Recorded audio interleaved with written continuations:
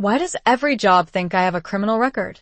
I asked, and the hiring manager went silent before quietly saying someone had already warned them about me. I did not argue. I did not defend myself. I just nodded and walked out because something in his voice told me this was not a misunderstanding. This was something deliberate, something repeated, something planned. For the past 6 months, I had been applying to every job I could find: receptionist positions, part-time office work, even retail. Anything that would help me stay independent after my husband passed away. I was not looking for luxury. I was looking for stability, for a way to stand on my own without depending on anyone, especially not my son Daniel and his wife Melissa. They had insisted I could stay with them as long as I needed, but I knew what that really meant. It meant quiet control, small comments about my spending, questions about my choices, reminders that this was their house, not mine. So I kept trying to find work, something, anything that would give me back a piece of my life.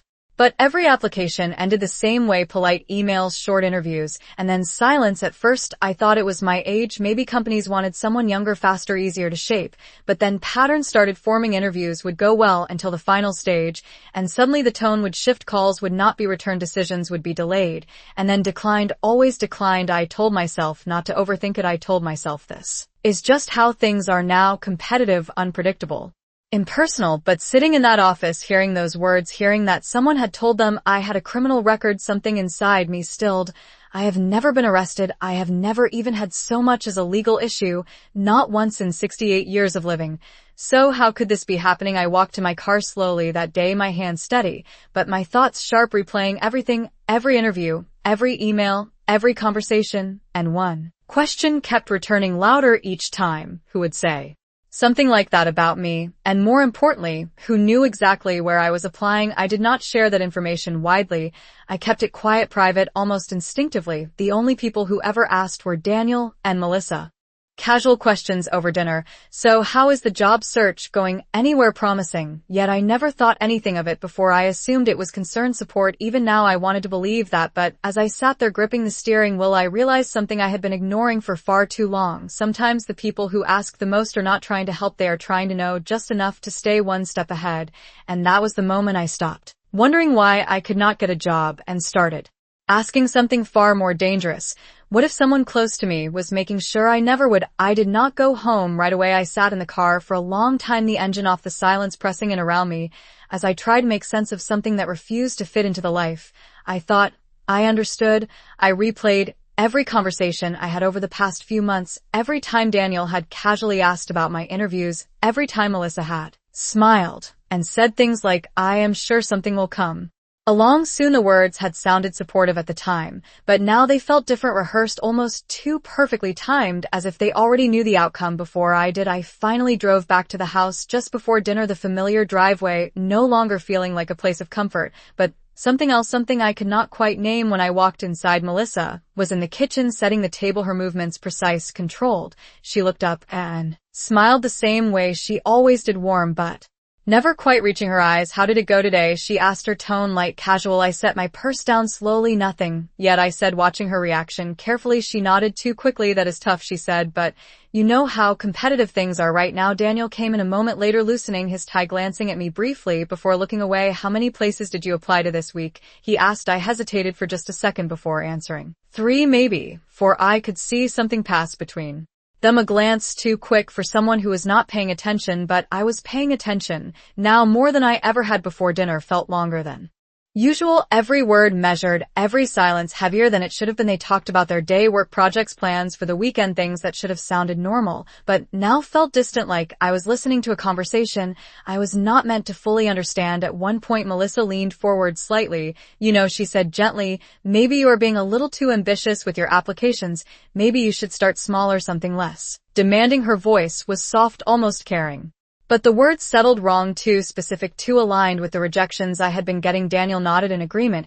Yeah, maybe something part-time, just to ease into things, he added. I looked at both of them, then not with accusation, not yet, just observation, trying to see what I had missed before, and suddenly everything felt connected. The questions, the timing, the way they always seemed to know when I had interviews without me telling them directly. The way their advice always matched the exact reasons companies gave for turning me down. I did not respond right away. I just nodded slightly and continued eating as if nothing had changed, but inside something had shifted completely.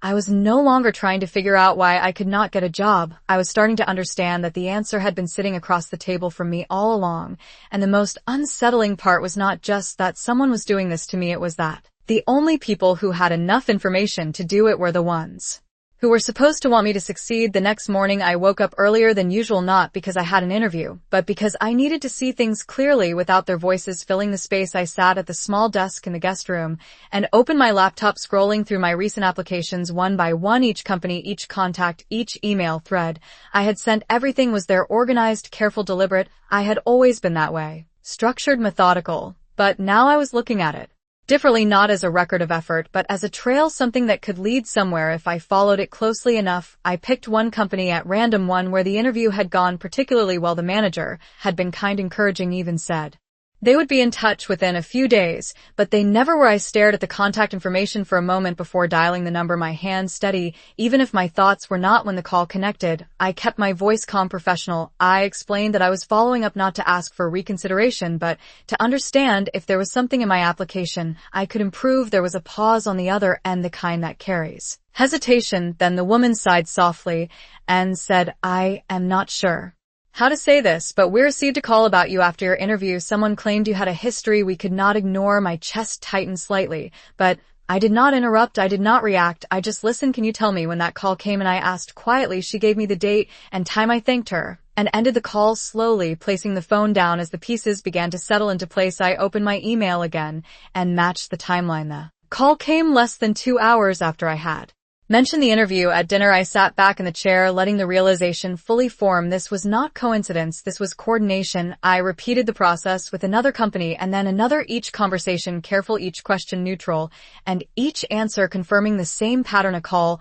always shortly after I shared information at home, always the same message, always the same result. By the third call, there was no doubt left, only clarity. Someone was tracking my applications in real time and acting on them with precision. I closed my laptop and sat there in the quiet room, the weight of what I now knew settling, and not as shock, but as certainty. I did not feel anger, not yet. What I felt was something colder, something sharper, a shift from confusion to understanding. I had spent months questioning myself, my experience, my worth, wondering what I was doing wrong, when in reality, I had been navigating a path that was being quietly altered at every step. I stood up slowly and looked around the room. The same space that had felt temporary before now felt different, like a place where I had been waiting without realizing it, waiting to see clearly, waiting to stop giving the benefit of the doubt where it was no longer deserved. I walked out into the hallway, hearing faint movement from the kitchen below, the sound of dishes being set, voices low, familiar, and for the first time, I did not feel the need to join them, not yet,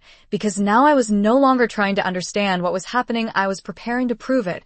That evening I joined them at the table again, just as I had the night before, but everything felt different now. The same plates, the same chairs, the same quiet hum of conversation, but I was no longer sitting there as someone trying to belong. I was there as someone who already knew the truth. Daniel looked up briefly when I walked in, his expression neutral, but his eyes flickering with something I had not noticed before. Calculation. Melissa smiled, as she always did, polite, composed, almost practiced. I took my seat and folded my hands in front of me, not speaking first, not offering anything that could be used against me. "How was your day?" Daniel asked, casually reaching for his glass. I paused just long enough to make the moment noticeable before answering. "Quiet," I said simply. "Nothing new." Melissa tilted her head slightly, studying me, as if she sensed something had shifted, but could not yet define it. "That must be frustrating," she said softly, the same tone, the same words, but now I could hear what sat underneath them, not concern, but control. I nodded lightly. "Maybe," I said, keeping my voice even. The conversation moved on, but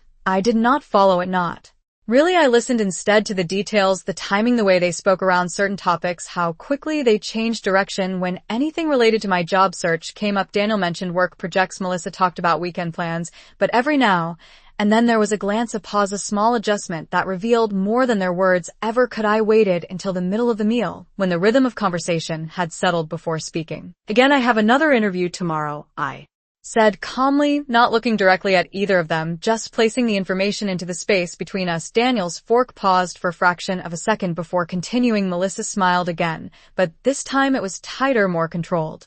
That is great, she said quickly, where I took a sip of water before answering. Downtown, I said, a small office near the financial district. I did not give a name, I did not give details, just enough to watch what would happen next. Daniel nodded slowly. Sounds promising, he said, but his tone was measured, now careful. Melissa leaned back slightly, her fingers tapping lightly against the table surface, as if she was already thinking ahead. I continued eating, as if nothing had changed, but inside, I was watching. Everything, every reaction, every shift, every glance, because now I was not guessing anymore. I was confirming. I finished my meal quietly, excused myself, and returned to my room, closing the door behind me with the same gentle motion as always. But this time I did not sit down right away. I stood there for a moment, listening to the faint sounds from downstairs, the low voices, the subtle movements, and then I reached for my phone, opening the notes I had started earlier, recording times, dates, conversations.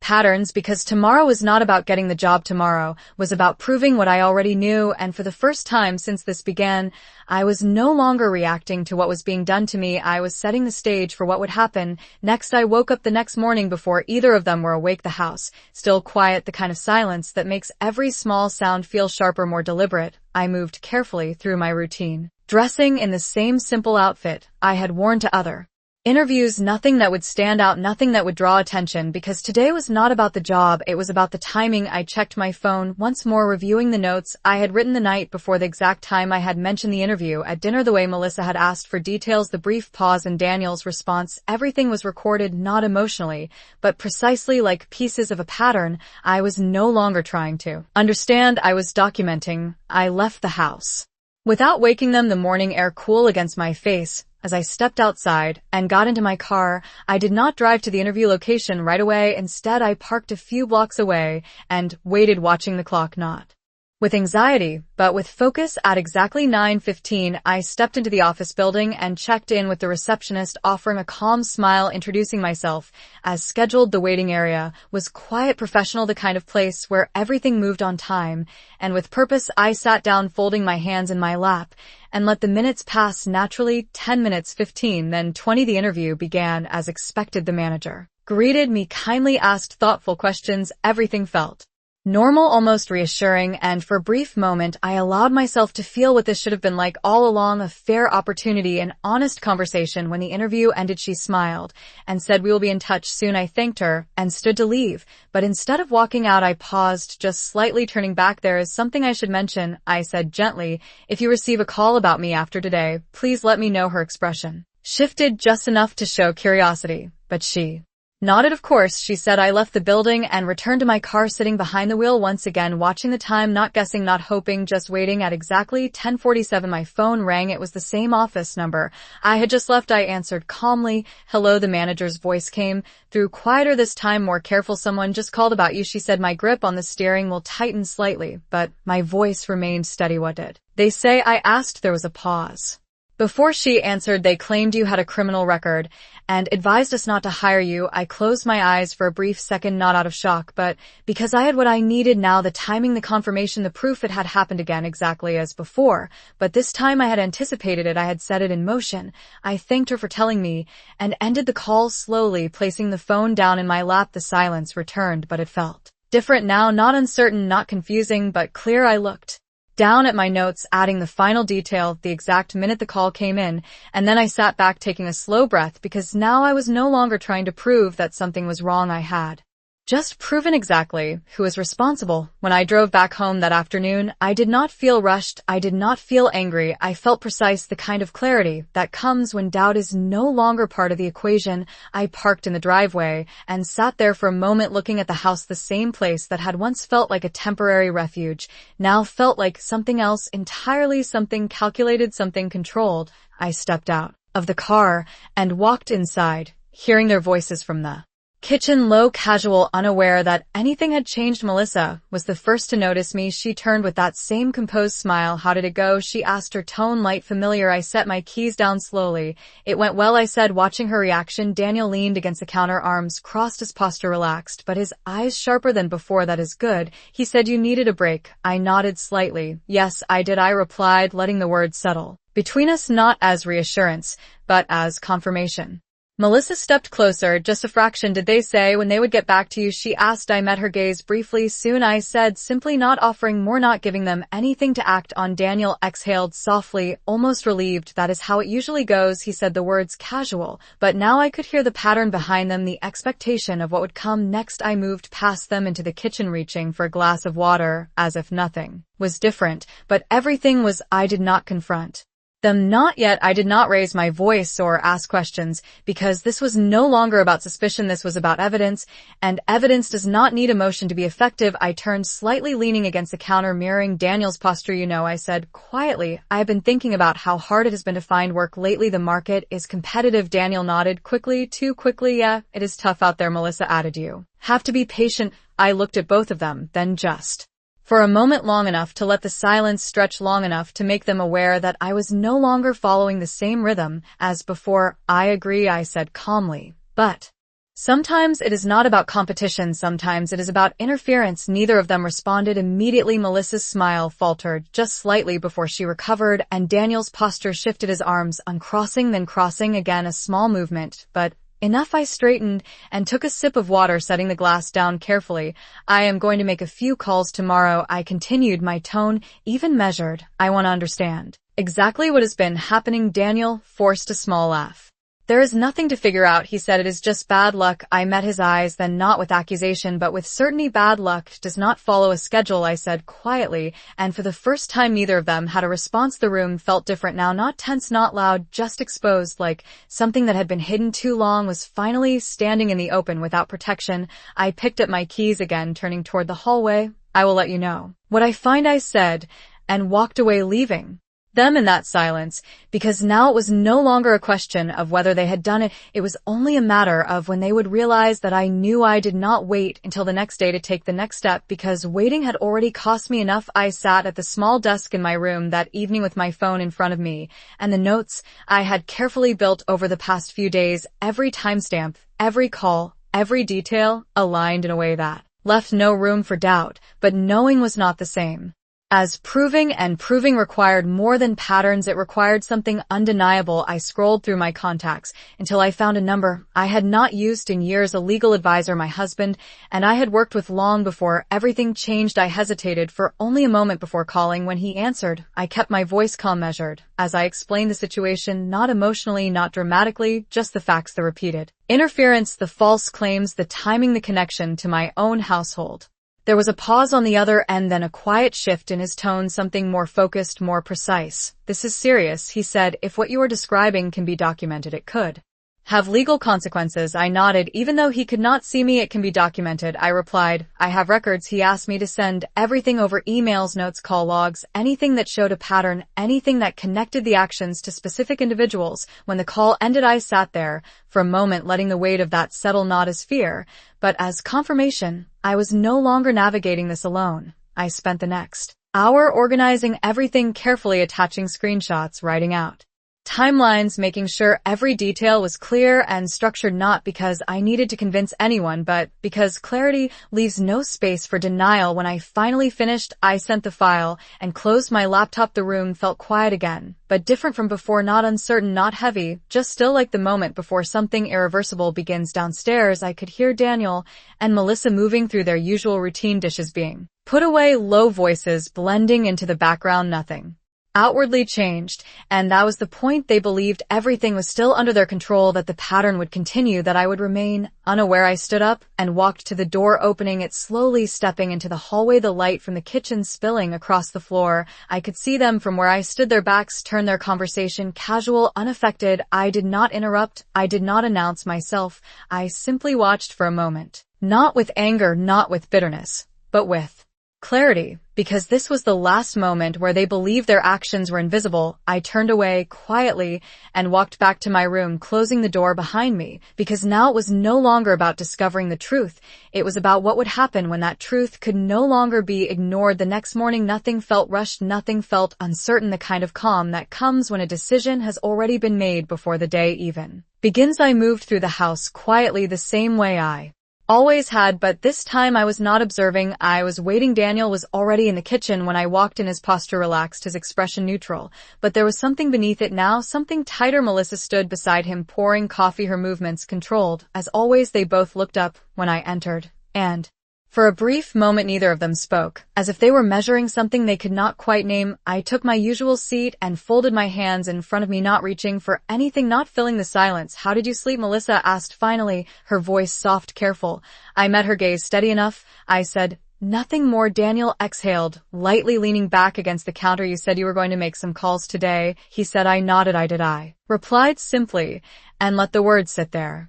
Without explanation, without detail. The silence stretched longer this time, not empty, but expectant. Melissa set the coffee pot down a little too carefully, her eyes fixed on me. "What did you find out?" she asked, and this time there was no softness left in her voice. I looked at both of them, then not searching, not questioning, just acknowledging that this moment had arrived exactly as it was meant to. "I found out that every call came within an hour of me mentioning an interview," I said calmly. "I found out that every employer received the same message from the same number." I paused briefly, letting the weight of that settle before continuing.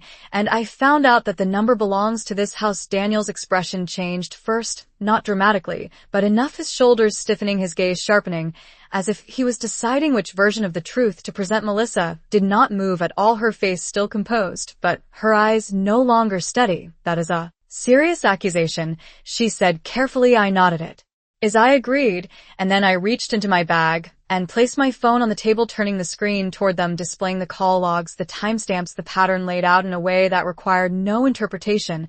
"I have already sent everything to my legal advisor," I added, my voice even controlled. "They are reviewing it now." The silence that followed was different from any before. It was no longer uncertain, no longer tense. It was final. Daniel straightened fully, now his earlier confidence gone, replaced by something more guarded. "You went that far," he said quietly. I held his gaze. "I went exactly as far as I needed to," I replied. Melissa's composure shifted, then just slightly enough to reveal what had been hidden beneath. This was for your own good," she said quickly, the words coming faster. "Now you were making bad decisions. You needed guidance." I did not interrupt her. I did not react. I simply listened, because the truth does not need to be defended. It reveals itself.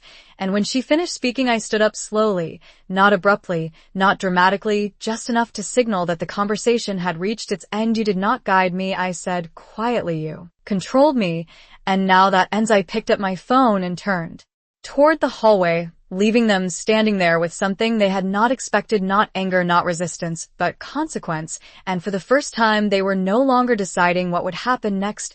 I did not raise my voice. I did not go back to finish the conversation, because there was nothing left to discuss. The truth had already been placed between us, clear and undeniable, and anything after that would only be noise. I walked into my room and closed the door behind me, the same quiet motion I had made countless times before, but this time it felt final, not temporary, not uncertain. I stood there for a moment, looking around at the space that had held me for the past months, the small desk, the neatly folded clothes, the suitcase, still half-packed from when I first arrived, thinking this would be a short stay, a transition, a moment of adjustment. I moved toward it slowly and began placing the rest of my things inside, not rushed, not emotional, just deliberate, each item folded with care, each movement steady. Because this was not an escape, it was a decision. Downstairs, I could hear nothing now, no voices, no movement, just silence, the kind that follows when something has been exposed too clearly to ignore. I finished packing and closed the suitcase, lifting it with ease. Then I walked back through the hallway